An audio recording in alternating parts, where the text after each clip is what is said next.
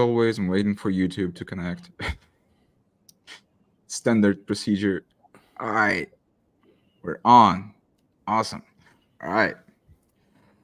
Okay, we're back with the new episode of Odys Talks. So I welcome everyone back to the show.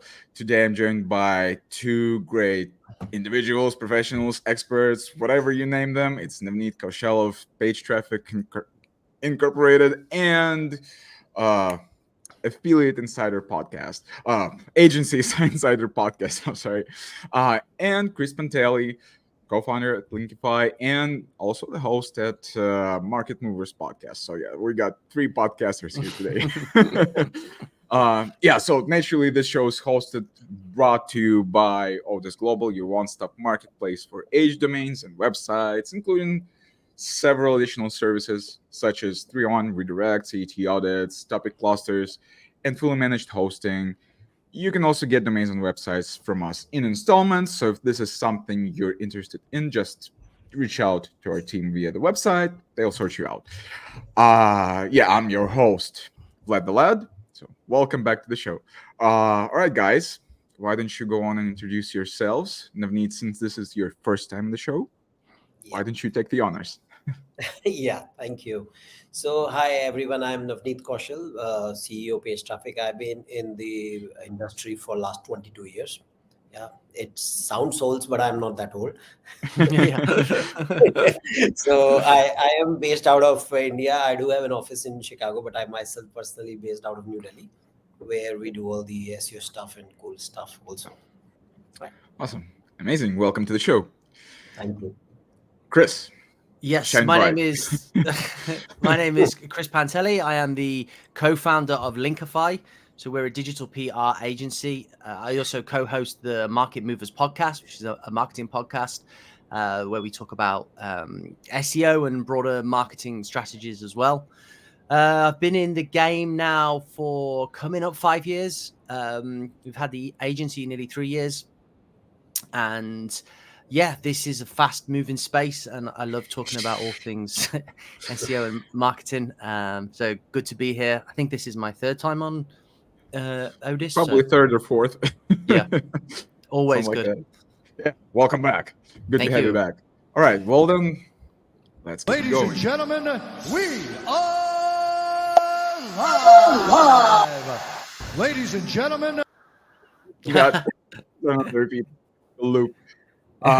Yeah. So as you guys might have noticed, like I named this episode it's solving digital problems.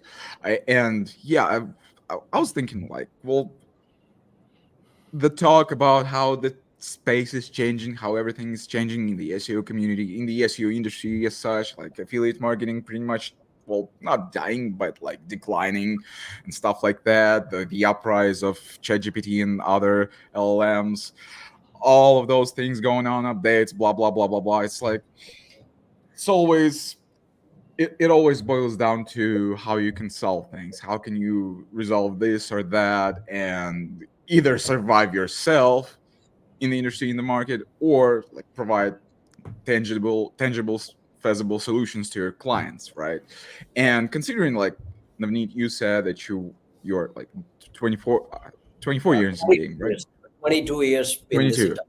Yeah, 22 years in the game. And Chris has been for 5 years in the game, but Chris has also been dealing with other stuff before diving in this whole thing. So I thought that this is like a perfect combination for you two to like talk it out on how to adapt to things and to actually like look for solutions that can be used by other people to the advantage of their businesses and whatever they do, you know.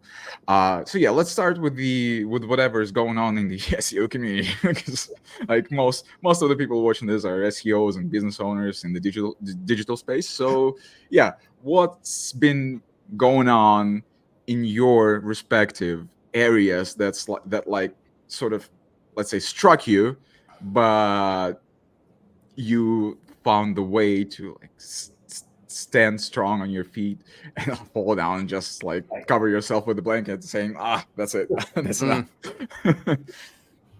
Yeah. Well, for we were heavily in the affiliate space in terms of like client acquisition, and obviously that took a battering from the first helpful content update, and then it's shown no sign of a real reversal for that entire industry yet. I think everyone's waiting on tenterhooks for the next update, especially considering this sort of publicity stunt Google did by bringing the one of the guys to the offices who had quite a big site lost all its traffic. I don't know if you saw this. So they seem to be publicly saying that they want to help smaller publishers. To us, that seems like perhaps it's not something that they want to do. If you looked at the Google leak documentation, Google did have like a classifier for smaller websites. So we don't know if they're using it, if they ever did use it, if they're currently using it. But it does seem like something that they wanted to track, and then maybe put a whole bunch of sites in the same bucket saying these are like smaller sites. They're not authority sites. And those are the sites that we've seen take a hit. So, I mean, everything is just moving so fast. You've got to keep up. And I'm sure Navneet agrees as well in terms of like what clients to attract, what clients actually like need to build links, need full SEO services. There's still plenty of sites that are doing great in Google. Like we have loads of great real estate clients, interior design clients, e-com clients, what I call real business clients. And so I think what Google's hit is sort of lower quality websites that were just there in order to drive affiliate clicks and affiliate income. Whereas there is still, Google is still the biggest search engine in by market share. And there's still loads of businesses that rely on Google, and there's still 10 results on page one that's going to deliver organic traffic. So I think from an agency side, attract the customers that are either underutilizing organic traffic, which is available to them that they're not currently getting, or maintaining or increasing the Google traffic that they already have. And then in terms of an actual like publisher or business owner, if you've lost your Google traffic because you had like a low grade affiliate site, then maybe thinking about how you can transition that. And there's loads of things you can do, especially even with ODYS. I know people have had like success moving sites onto age domains, repurposing the content, maybe setting up like an e-com store on that domain. And, they've had reversals in traffic there, or put into or looking at the business model that you're currently in, diversifying your traffic sources and seeing what happens with Google. Yep. What about you? Yeah, I would say that luckily we are not too much into affiliate websites. We are working more with the agencies who outsource to us since we are in India. And also we have direct clients, but the hits were felt by us less because of the obvious reason we have diversified portfolio. But one interesting thing which we saw was that the clients, because of all these bad or good publicity or bad or good news, started to have less belief in SEO. So that's a problem when people think, is it wise enough to invest in SEO? Because first of all, the question is, customer comes to us, SEO is not a one-time investment. It goes over a 6 months to 12 months. So now people say, if with so many updates coming, how do you ensure I pay you for 6 months? And let's say on the month 5, there is some helpful or unhelpful content update comes in and his site gets blown off. And then you say, sorry, I can't do anything. And then that's the problem, which actually people started having doubt in their mind for the SEO. So interesting. So, and then as Chris mentioned, the point which we saw is that it's, as the saying goes, don't put all your eggs in one basket, and everybody was putting in the Google basket. So I think diversifying the traffic is the key right now. I mean, I don't know. We don't know, actually. None of us know what Google going to do just to make their profit go. I mean, you saw the report yesterday, how much more they profit made because on the on AI and everything. And like all the small publishers are still left dry. So I think it makes sense for publishers or for small business site owners to diversify their traffic sources. And even when you are looking at search, it's not that I'm saying just leave the search, but I'm saying people have to be practical. At the end of the day, they don't have to be crazily thinking about ranking. They have to actually thinking about leads or sales. So how can I drive more leads, more sales, they have to think from that perspective that Google only organic is not going to be a sustainable model anymore. So it's not because I have seen people who have built their livelihood around that affiliate marketing, and suddenly they do not have any source of income. It's scary. So I feel for them actually, and I think it's time that to diversify the resources and where you are getting it from. I mean, to go into blended search, that's one way we have been recommending our clients. We'd say, okay, start using more funnels, building an email list. We all read about it. Now is the time to implement it. Yeah, that's what I keep hearing. I mean, for the past, I don't know how many episodes, but probably half a year at least, like everyone's saying about diversifying the traffic, and not just because of the traffic itself, but since like Chris mentioned that Google is still like the biggest search engine in the world, right? And whether you want it or not, you still depend on Google, right? When you're doing SEO, Right. or yeah, want to get quality traffic, let's say. So setting up those diverse traffic channels actually basically sends trust signals to Google, like really, Right. this is a real company, this is a real person, he or they are doing this or that, and for real, like there's all those kinds of things, right?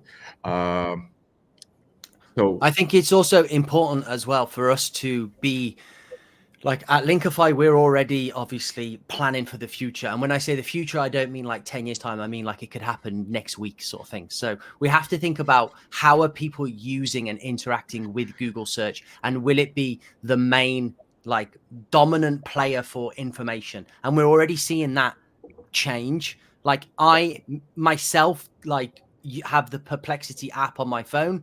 And if I want to know if how many calories are in a certain food, or who was the fifth king of a certain country or whatnot, I'm using Perplexity, not Google. But Google I do use, and many people will, for certain types of searches. So local, I think, is going to have like longevity in Google search. And like if I want to find a service, I'm recently in the process of buying a house. I'm looking for a solicitor. It's a local search. It's a service search. I'm going to use Google. I'm not going to ask AI. No way. So I think as agencies, Navneet and me, like for us, we're digital PR. We have to think, where is digital PR and link building going to be in the landscape in the next few years? I think Google will still definitely be like a player, a dominant player, but not the dominant player. So we have to think like, are people going to still want PR and links? And we think that they will, because it's more than just links. It's brand building. And also it's going to create authoritative content for which the LLMs are training the AIs on. So if you want to represent your brand in a certain way, if you want to control the narrative of your company and your personal brand, then you're going to need to get publicity and be on big websites. And that's links, unlinked mentions, coverage. And then for like Navneet, obviously, I think SEO used to be historically Google SEO, but businesses are going to need to optimize the search across all platforms, not just Google, TikTok, Facebook, YouTube. And I'm sure that Navneet is thinking about that as well for the future, as many agencies are thinking about what they're going to do in the future. Also, when it comes just not the local, I think e-commerce business still is profitable. I mean, getting leads from SEO, it's still not dependent on Perplexity or ChatGPT when you're trying to buy something. So I think local businesses, yes. E-commerce, yes. SaaS, maybe SaaS got hit a lot because the product, because the kind of content they were building, of course, with all those topical authority and all those. So they got hit, but still people go out and use Google to buy still. So it's not Perplexity, I mean, till now, or ChatGPT offering you links to go out and buy. We don't know when their model will change. But as of now, that model stays. So I think e-commerce and local SEO are still out there, can get good traffic from organic. So it's not everything is dead out there. Yeah. And another thing to add to that as well, I was talking to Ryan Stewart a couple of weeks ago, and he had a really interesting perspective on the sorts of keywords that Google are going to protect. So obviously Google, its main business model is like ad revenue, and it wants people bidding on those high cost keywords, and therefore those are the sorts of keywords that you can produce organic content for and rank for. So there's going to be a basket, or a whole plethora of these like protected keywords where it's going to be not in Google's interest whatsoever to produce AI overviews for these keywords. Instead, they want to deliver sponsored results and organic results. So you could legitimately build, new content businesses around those protected keywords, local keywords, and like Navneet said as well, e-com. I mean, depends how Google's handling with their shopping widgets and all of that. But currently, you're not buying crap off Perplexity. You're still sort of, I'm trying to find some new vests currently. So I'm going on Google, and then I'm going to the websites that's got, not like pajama vests, like gym vests to show off my new muscles. Yeah. So I'm still using. Yeah. Right. So it's more about, so what interesting thing is when you're looking for a vest, it's more get to do with the visual search. So visual search, still there are not many search engines out there which will help you with that. So you might need, but you might not know how much muscle I need to see or show. Not much. So you might have to go there and say, okay, this one gonna make sense, right? Yeah.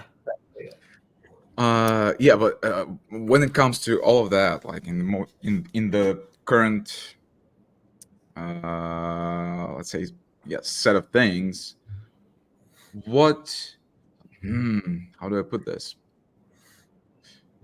How do you guys on each of your ends convince your the clients, whether it's an individual client or a business or like small business or a huge corporation, that you can actually solve their needs, fulfill them, because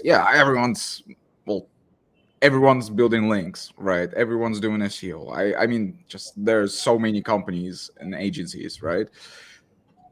What sets you apart for your respective clients? Chris, you go first. Okay.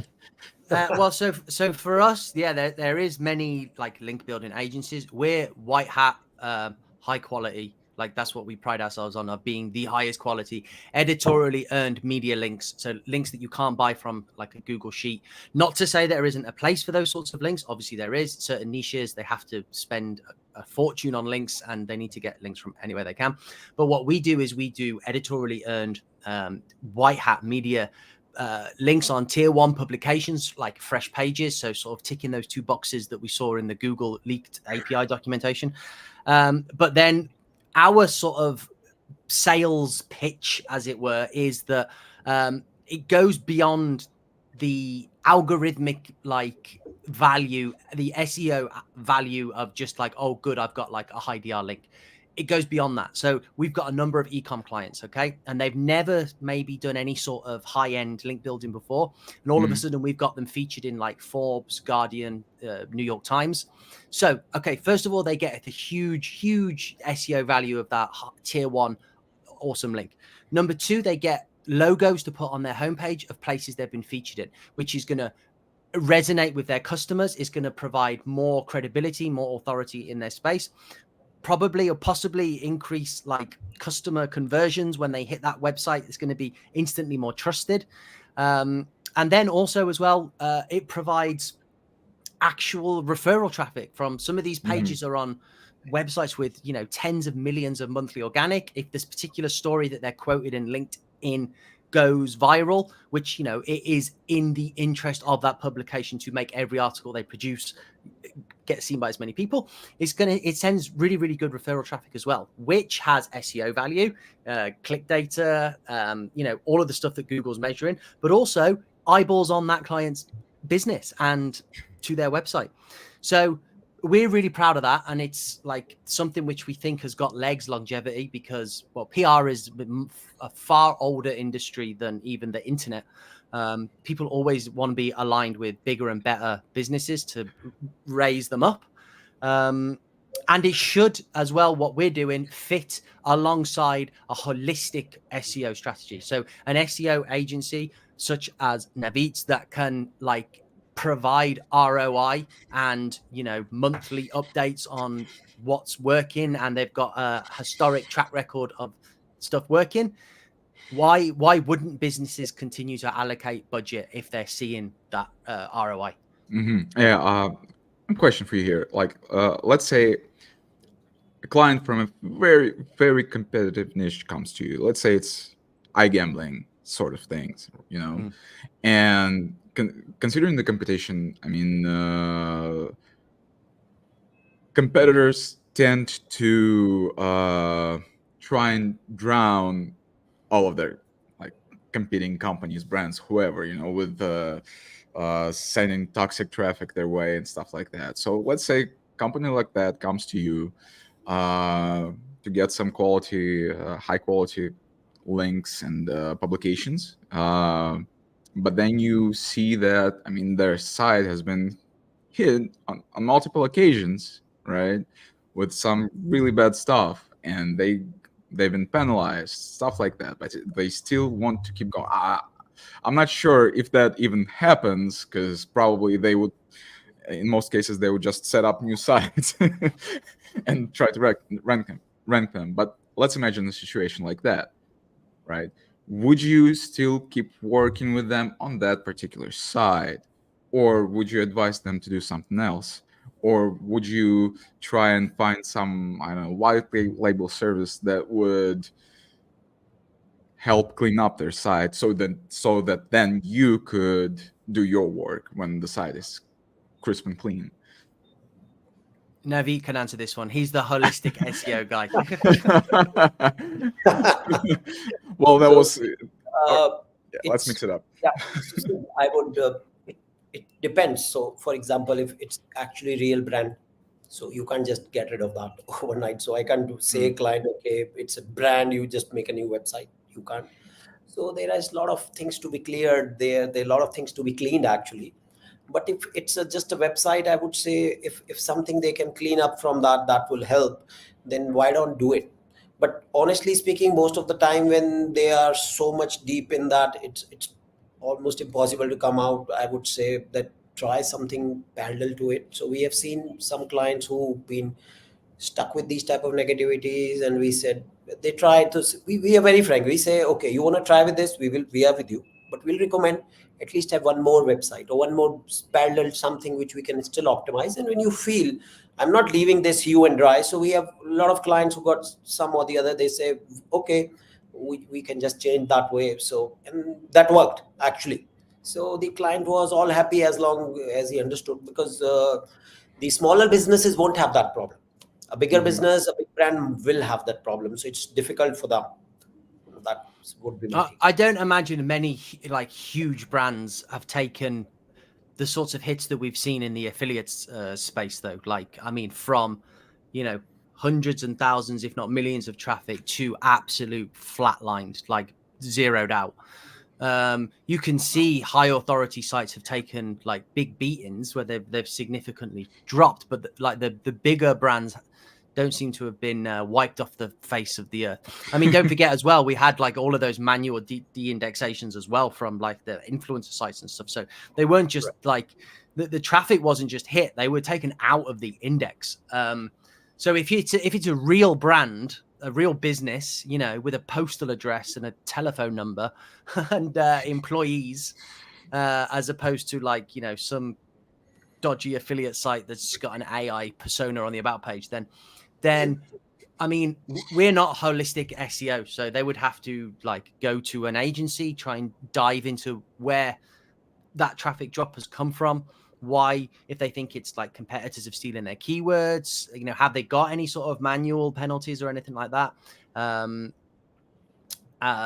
They'd have to look into that, and then if they can, I mean, many sites go through this cycle of they identify a problem, they do SEO, they change strategy, stuff works, and stuff goes back up. So, and also I think the key thing to remember is that we, more so than ever now, we are seeing it's the sort of core update, wait and see. So you have a core update, something happens, and then it takes all of your implementations and changes. You sort of need to wait until the next update to see if that has had a negative or positive effect. So that's why as well, to speak to Navneet's point of that difficulty with clients, like saying they want to see results in 1 or 2 months, you got to put the time in and like wait. Right. And it's a long-term play, isn't it? Like also as well, you see a lot of the influencers currently sort of bashing Google. I think that's fool's errand, because there's still so much traffic to be had. Like, why wouldn't you want that traffic? It just doesn't make sense. Like, don't turn your back on Google, but diversify and have Google as part of your arsenal to get to. And Google traffic's good traffic, isn't it? Like high intent, especially if they're searching for a service or a particular product. It's good traffic to have. It's much less fleeting than Pinterest traffic, let's say, who's going to hit the page and bounce after looking at a different dress or recipe or whatever it is that they're It's the number one free traffic source in the world, honestly. Yeah. And then for us, we wouldn't turn down the business if they came to us looking for links. If they, if as part of their overall strategy, link building, high quality link building was with part of that sort of overall, okay, let's turn this ship around strategy. And that's what they were looking to do. They had someone working on their on page. Maybe they had some technical people in that were looking at X, Y, and Z. And then as part of that, they wanted to do some high tier link building. We would do that. And we would very much expect to see good results from that, as long as it's part of a holistic strategy. I don't think you can just like produce crap AI content, get hit, and then build links and expect it to turn around, or produce crap AI content, optimize your H2s and expect it to turn around. You got to find the problems and make good changes. Yeah, absolutely.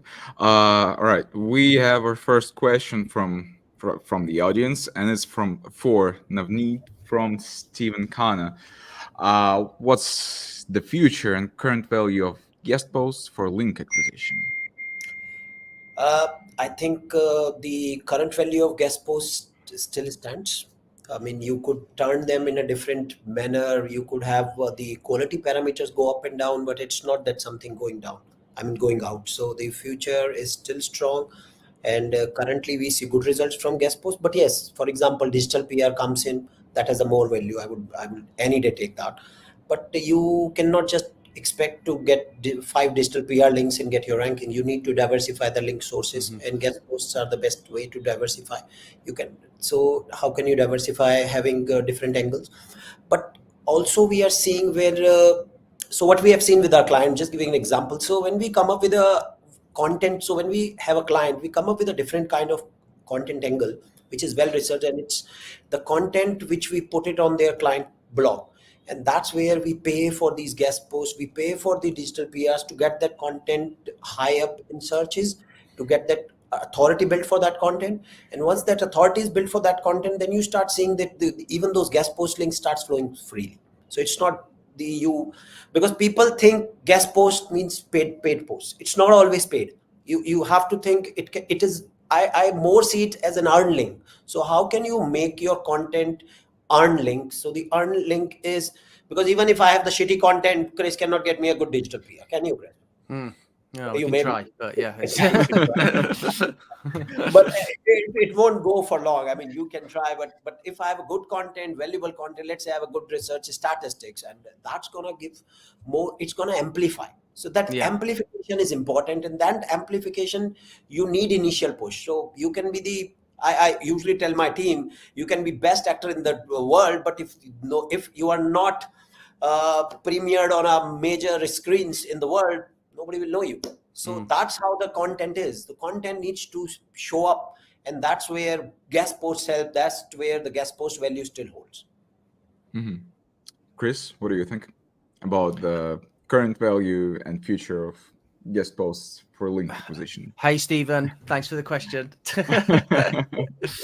Well, I think guest posts have a place in an SEO strategy, like niche edits. Like we see it work time and time again. Even with Parasite, we did a Parasite post recently, or a few months ago, just as a little experiment. I think we were just promoting the best. Charles Float has entered the chat. I did a little test, best agencies. I won't give the exact keyword, but something to promote us on a Parasite page. We built this Parasite page on one of the platforms that lets you like post. I paid for two niche edits for this, and within 24 hours it was top 5 on the SERPs. And this is a high value keyword. Now I had no qualm in doing that because this was a parasite post. You know, I can send as many but as many quote unquote risque links to a website that I don't know without any fear of anything happening. The niches that need to build links continually and they need to rank their money pages. Obviously, if they're doing that like contextually within the framework of what the competition's doing, I mean, it would make no sense to have a money page where you're in spot 3 or 4 and the top couple of spots have got, let's say, 100 referring domains each, and you go and build 5,000 referring domains. Like, that doesn't make any sense. So you have to play the game in a way that makes sense, in a way that Google isn't going to look at your site and think something's dodgy's happening here. And then I also think the way that the two work hand in hand is if you are playing the game of guest post niche edits, which obviously, you know, I know Navneet said you can get, you know, you don't always have to pay, but it is much more of a pay to play situation now than it was a few years ago, which is fine. But do it safely, do it logically, and then just make your backlink profile look much healthier with the addition of like digital PR links. So if you've got a website and you've got like all these paid guest posts that are powering up your money pages, but you've also got links from like the BBC, Forbes, New York Times, really high authority links, it's going to make, and a healthy mix of do follow, no follow, just everything that you can do to make it look as healthy as possible is going to give you a longevity in the strategy and allow you to maintain your rankings and hopefully not get penalized. All right, thank you guys for your answers. And Stephen, thanks. Navneet, he did it before you started talking, Chris. So yeah, I guess he'll say thank you to you as well. You can WhatsApp me. Definitely. Yeah, Chris, just a little off topic, I'd say, but I really wanted to pick your brain on this. Like, how did your transition from catering and stuff like that into the digital PR link building stuff go? How, I mean, was it difficult for you at all? What steps did you take? How did you blend in the end? Or helped you, let's say. How did I fit in? Okay, so my story is I went to university, I got a degree in economics, left university with my degree, and then took over the family business of like a fast food fish and chip restaurant. Did that for like 12, 13 years, started getting a bit disillusioned with the whole industry. I could sense that the like taxes on hot food was going up, eating habits were changing. And if you've got a fixed bricks and mortar business, then there is only so much you can do and only so many customers you can attract. And it was this time that I was coming across these sort of blog income reports that you used to see a few years ago. People were making tens of thousands of dollars per month for online businesses. So I sort of went crazy researching, started my own site, got it to like $1,000 a month. I thought, there's something here. Like, I can do this. I enjoy it. Obviously not enough to sort of sell my existing business, but definitely a taste into that world. And then very, very organically, as I was getting sort of this increased revenue from this website that I had, I was doing like digital PR, link building myself, like answering Harrow queries, that sort of thing. And I was building some awesome links under my name to my website. But I wanted to outsource some guest post link building because I wanted to rank a couple of pages that had really high converting and high paying affiliate offers on them. But I did not have the time to run my business, do the Harrow, and also sort of set up like a guest post campaign and write guest posts. So that's when I hired my now business partner to do that for me. He was looking at my link profile and said, yeah, I can build you these guest post links. We can, try and rank these 2 or 3 pages. But how did you get these links? How did you get a link from New York Times? How did you get a link from Forbes? How did you get a link from, all these premium publications? I told him about how I was doing that. And he said, he's got some clients that would be interested in that. Could I do that? Some of that for some of his clients. So we did that. It worked. We sort of figured out processes, systems in order to like manage email, multiple clients, assigning queries to different clients. And it just sort of took off like really organically because we were delivering the results. we were only billing for the premium links, and it's a very, very time intensive process. And I was quite good at it, and I knew like how to talk to journalists, how to create interesting pitches. And yeah, we just started Linkifi, I think, about just under 3 years ago, and sort of honed everything. Now, obviously, now we have all of the data on, we know which journalists respond to queries, which publications give links, which publications will give a no follow link. But if you email the editor on this email address, then he'll change it to a do follow link. We've got all of that data, which means we can just deliver an ultra premium product. And what was the actual main point of the question? How did I blend in? I just love it. Is what Navneet and Vlad, I bet you'll both agree. It's like addicting, isn't it? And I've got an addictive personality, so like the danger of that is going down the rabbit hole, but the positive of that is just constantly like reading, learning, listening, and engaging with the whole space. Yeah, absolutely. And well, the reason I asked you was because yesterday I just released the interview with Stephen Connor that we filmed in Tallinn last month. And yeah, I mean, he's also from the restaurant businesses, from the wine stuff, Yeah. And now he's doing all this great stuff at White Press. And his story and his philosophy and everything was, well, it's really inspiring that you can actually like do this hard pivot at a very unexpected moment and then still succeed.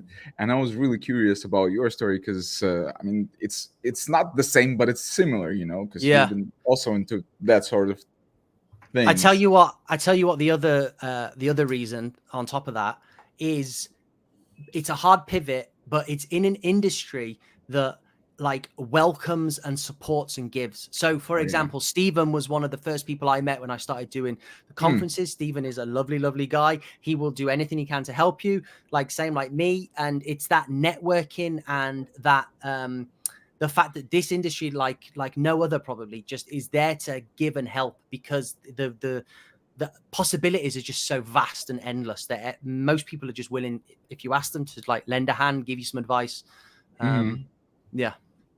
Yeah, absolutely true. So yeah, shout out to my boy Steven. Yeah, absolutely. I'm totally there with you on the community. It's I think my first conference that I've ever attended in the SEO space was last year's SEO Mastery, and I think this is where we first met actually. I think it was Russell's workshop or something like that, Russell Lobo's workshop.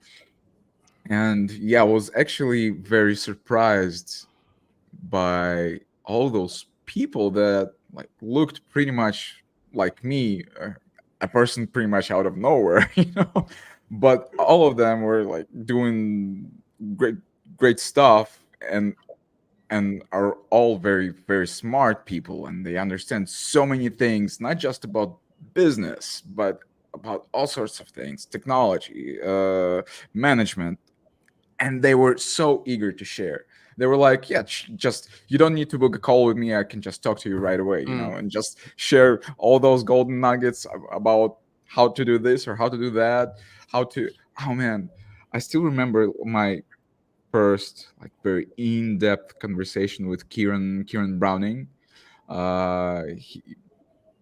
He's he's a coach basically, and he's into the SEO community. And right now he's working with processes in particular. And it was mind blowing. The guy just came over out of nowhere at an after party, and we started talking some deep philosophical stuff like the imposter syndrome, stuff like that. I was like, wow. Yeah. So yeah, this community is there to give always. It's really hard to run into someone who's like nah, don't talk to me, I'll not share. I'll not share. You got to book a call with me in a week or two, or maybe in a month. So what's happening to you guys at this point with these with the updates and the ever evolving LLMs and the way they just take the land, let's say inch by inch on every single day. So when it comes to LLMs, yes, you are right. They are taking land inch by inch, but I think if we can't fight them, why don't join them? So that's what we are using. Now we are using, I mean, a lot of people have this false notion that using an LLM is mainly for content, but we are using it for data driven. So we are using a lot of things when we comes to analyzing data. With LLMs, the life has been easy. I mean, of course, I do not have to fret about too many of my staff doing the work. So a lot of the legwork is done by the LLMs, and I'm more than happy using in all of my SEO processes. So the content is the last process which I have taken into LLMs. But besides that, all data, all analytics, we are building around our own portals built around into our own dashboards where LLMs have been integrated, and I think it's gonna stay there. So, and why not just understand and make the best of it? I agree. It's I mean, I like. It's changed the landscape. It was easier if you just could reverse the clock and there was no such thing as AI and Google was king and everybody wanted SEO because Google's. But at the same time, like we're using AI for everything and it's making everything like more fast, more fun, more furious. Like especially with digital PR, like ideation, mass data analysis for like PR campaign ideas. We can just do stuff so quickly and in such an interesting way. So it would be like unfair to be praising AI on the one hand and then bashing it on the other, because like, let's be honest, we're all using it. We're all fascinated by it. We just have to embrace it as much as possible. Well, I was talking to a client the other day about ecom and how they're like able to integrate AI into their ecom business model for like shop what you wear. They're like a clothing brand, so they can do AI image generation and produce like hundreds of images and variations on a different like clothing style. Let's say like a jacket, and then the AI can produce image generation, which is fantastic, almost indistinguishable from real. And you can see a model wearing that garment in like 20 different colors, and then also on 20 different like model types, so body types, all the different variations that you can imagine. And that just provides a 100% better experience for the customer, because they're hitting the website, and if that e-com store has properly implemented and utilized and embraced AI, is giving their customer a far better experience than if they hadn't have done that, which would result in, I mean, this website's doing fantastic, organic traffic all-time high, riding steady, and they're using AI for like the bulk of their images and also for their content. And they've embraced it and it's working. So the moral of the story is just to focus on providing the people with quality stuff, whether it's like, let's say, handmade or handmade with the help of AI or whatever. Just tailor it for whoever your audience, your clientele is. Right. If it's going to give value, then yeah. I mean, don't just buy an AI content tool, put a keyword in, and then publish what the AI puts out. That isn't going to work. Maybe that worked for 5 minutes as the first time, but it's not going to work. Whereas, like I said to you, this ecom apparel store is using it in a very, very functional and helpful way to provide multiple variation images on all of their designs, which allows the customer to really get a feel of whether or not a particular garment is going to look good on them and in what color and in what size. It gives them a much better shopping experience. And they're also using it for content as well, but in a way that's very methodical and logical and helpful. So I think if you embrace it in that way, then Google, and don't forget, Google is measuring more than, from this leak, we know they're doing things like, click data from Chrome. They know how customers are interacting with websites, and they're giving a huge amount of value to that. They must be. So if someone lands on your, one-click AI article and bounces after 5 seconds because it's nonsense, then Google is going to devalue that entire site. Whereas if it lands on an e-com store that's got AI images, but the customer's like looking at every single different variation, they're staying on the website, they're looking at other things, that's huge positive signals to Google, and Google is going to keep rewarding websites like that. Right. Mm-hmm. Yeah. What are your biggest constraints and challenges these days, business-wise?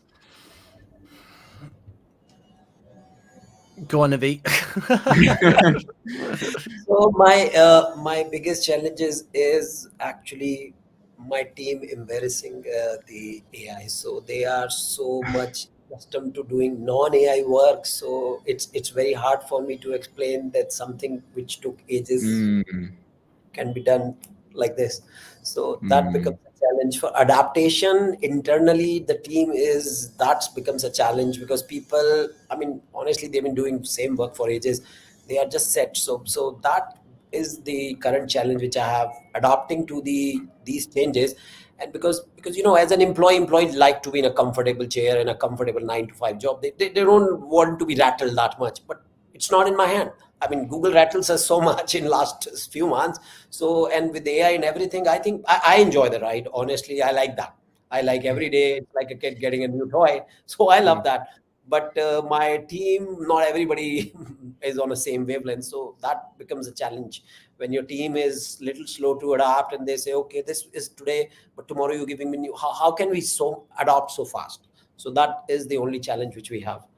In mm, terms of client, the challenge is not much because now we are educating client, just as Chris said. It's with Google, like it becomes easier for us to say that just doing SEO ranking is not going to cut the ice. You need to have a nice website. You need to increase the dwell time on your website. You can't just have visitor and they bounce off and then you expect why my ranking is dropping, because you need to have what now I push them is SXO, search experience optimization. You need to have mm, experience where you have to put customer first. So that is not a challenge, I would say, but that's an interesting thing which we are trying to push, and that my team is excited. They like that because now suddenly we are not just doing SEO or building links. I usually say them, stop thinking yourself like an SEO, start thinking like a marketer. So how could you get more value to a customer? How could you get more value? And with your experience looking at so many websites over the period, it becomes important just not to stay mum. And I always say, gone are the days. I mean, they were never the day when you would say customer is always right, because they hired me as a specialist. So they hired my services, they hired PageTraffic services, and that means they don't know that. That's why they came to us. So I say, don't shy away in telling it's okay. And if we lose a client who doesn't want to change, but we know that change is gonna bring everything, let it be. mm. Interesting. What about you, Chris? Currently, our biggest challenge, I think, is just in positioning. So a lot of people have entered the digital PR space. We were historically talking primarily about Harrow, which now isn't even called Harrow, it's called Connectively. So that in of itself has been a bit tricky to sort of get that messaging across. We are in a very long and overdue process of getting our website redone, and it's taking ages, but we will be delivering our services as a much clearer message, like basically just digital PR. So we do Harrow now collectively, but also quoted press plugs. And that's like inbound journalist requests. We also do campaigns. So that's where we'll do a data campaign, or we'll do expert commentary or reactive news campaigns. We do it all, but it's all under the umbrella of PR. And I think it's going to be a much easier way to position ourselves to the market that, we deliver PR links. We're very, very proud of being like in the very top echelons of quality. Like, we don't compromise on quality. We don't deliver anything, and if the customer's not happy, we make sure they are happy. So that's our like USP, I'd say, is quality. We're not the fastest, but we're the best quality. But it's just become a bit trickier for us to get that messaging correct, with like the fact that Harrow changed its name to Connectively, and the fact that we do Harrow, which is PR, but also like actual campaigns, which also is also PR. So I think it's just putting it under one umbrella, which the new website will help with that, and then also as well the way like me as a founder like talks about it publicly is another thing. The other challenge I would say is everything's moving so quick. It's hard to nail down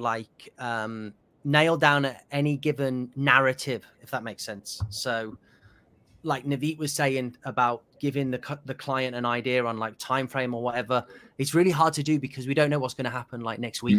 Like we're all waiting for this next core update. Will there be any reversals? Probably not, but there could be. I mean, if there was, then that sort of changes everything else again. You're going to see an influx of SEOs going, Google's back, baby. Like, if we see any sort of reversal from some of these sites, but chances are we won't. I don't think Google's going to, certainly on like affiliate stuff, maybe on the websites that made sense. Like a lot of travel sites were hit, and these were guys that actually traveling, and they have been for like 10 years, and they're going to the places, they're taking pictures of themselves in those places. That seems very unreasonable to not have them ranking well and getting traffic. Like, if I want to read information about a site, I want to read it from someone who's been to a travel destination that they're talking about with. I don't want to hear some nutcase who's written something in Quora or Reddit. So, let's see. But it's hard to sort of maintain a consistent narrative when the landscape is changing so quickly. Yeah. And as Navneet mentioned, as you mentioned, that you are working on educating your clients, right, on whatever's going on. And god damn, it really is hard sometimes to educate, especially new clientele, about what you do or why it is important, why they will benefit from it, whether it's SEO, whether it's digital PR, whether it's H domains, or I don't know, AT, whatever it is. When someone just comes up to you and says, well, I want my site to be like ranked number one. What can you do? And then you start explaining, he's like, oh, that's too complicated. I want something faster, cheaper, better, whatever. But how do you approach educating your clients? I mean, how much patience do you have for educating your, let's say, well, a very like juicy lead that can become a very, very nice client at the end of the day, but it's a stubborn case, let's say. How do you approach that? It's probably a quicker answer for me. I'm sure it's a more complicated answer for Navneet. For us, it's you pay for a set number of links. The quality is undeniable. The only thing is like the time frame. Like we're earning the links, so there is a conversation and an education sometimes to the client to say, maybe an impatient or a less aware client might say, it's been 3 days, I haven't got any links yet. And you're like, well, it's going to take at least 3 or 4 weeks. With pitching journalists, they have editorial timelines, and publications have like editorial processes. Like it's not something which happens overnight. But for us, that's really it. I mean, it's just a question of, you buy links, we earn them, and they are really high quality, and it takes time. So once we've got that message, and we have like quite a robust onboarding welcome sequence. I do like a welcome video, there's an onboarding form, they get introduced to the account manager, there's back and forth, there's updates, client portals, so everything's done in a way that sort of gives as much information as possible. But we're not having to do sort of like monthly ROI updates because it's just not part of our process. So I would actually be interested to see how Navneet handles it as well, especially with the trickier clients. So first of all, I love trickier clients. Yeah, right. I love them because they give so many angles for you to think about. Your whole process become very robust. So I love clients who are trickier. I love clients who are very hard, being nitpicking everything. I love them just because they keep my team on the toe. And I my team won't love it, but I love the clients who are very picky, who are very stubborn, because I think if I can make them happy, then everybody else is a piece of cake, right? Mm. So over a period of time, what we have done is I started, of course, my YouTube channel, and then we started doing those YouTube videos. We started sharing those. We started doing. We were not doing. I mean, we use Basecamp for all the communications, but then we started using emails, monthly series, what we are doing, and all those. And whatever videos I make or whatever content I create, I always keep my client and my team in mind. So I say I'm making it keeping in mind that it helps you as an employee to do your work better, and it helps clients to understand what we are doing better. So that education is actually helping me, and then the clients are more receptive to the ideas. And of course, we also slip in some authority websites links also, that it's not me just saying, so you just buy whatever I'm selling. So we do that. But at the end of the day, if the client's still stubborn, doesn't understand, honestly, I had incidents when I have let client go. I mean, irrespective, I'd say it doesn't work because it takes too much of my drains too much of the energy. I think I don't want that. So if it's taking too much of our energy away, we just say sorry, we are not a right match sometime. And I think I do most of the time, and I've told my team, I mean, there is a line which clients continue cross. When we stop, we say sorry, that's not going to work. So that's what we do. Coming to the monthly reports, we have improved our reporting systems. We now not just talking about search, we are talking about the overall. We are talking about branding. We are talking about, of course, everybody talks about leads, sales, but we are talking more that what we are trying to show client is that you are not here, it's going up. So it's like so that uphill we are trying to show them, and we are trying to educate, okay, that these are the things which we can do better. Previously we were just pushing them the reports. Now we are giving them content strategies, as I spoke, different angle of content, and we tell them this is our next 3 months goal plan. This is how we plan to introduce this type of a content, a long form content which we introduce. I usually call it LFB, long format blog. So I introduced that process. We said, okay, this is going to be a well researched blog which we're going to have. Then we're going to go out and have links from them. So those are the things which have helped. But honestly, for what I've seen, or the lesser amount the client pays, the more stubborn he is. That's my experience. The more the client pay, the lesser stubborn he is. He's very receptive. So that mantra I takes to my team, and I say I don't want lower paying clients. I would be happy paying having more lesser clients, not a volume, but I would be a value player. Yeah, that sounds so true. And I remember that even from my freelance days. I used to be a freelance copywriter, and yeah, those clients that were, let's say, willing to pay better, they were like all chill. They were like, yeah, you do great job. Thank you for your work. Thank you for the content you've written. But those that weren't like so willing to pay well, they were really picky. They were always really picky. So yeah, I think this is something that's everywhere. Yeah. Right. In every area, in every market, every industry. That's just the way it is. All right, guys, this was an amazing conversation. Thank you very much for sharing your thoughts, your ideas, your approaches and philosophy, like work philosophy, life philosophy, everything that's been said today. Before we wrap it up, are you attending any events this year, like for the remainder of this year? Yeah, Where can people meet and talk to you? me and my business partner are going to an agency conference in Ibiza in a couple of months. Then in October, Linkifi and White Press are hosting our Cyprus like ecom SEO event. So check that out. Me and Stephen will be there, and my business partner Nick, and all the White Press team. And we've got some amazing speakers. The head of SEO for Alibaba, to name but one. It's going to be awesome. Tickets are on sale now. Go to the White Press website. They're on there. Just type in White Press SEO Conference Cyprus. And then at the end of the year, Chiang Mai. Yeah. November 18th to 22. Yes. Back to Thailand. What about you, Navneet? So I am in September going to Chris M. Walker's conference in Myrtle Beach, the Legit Life.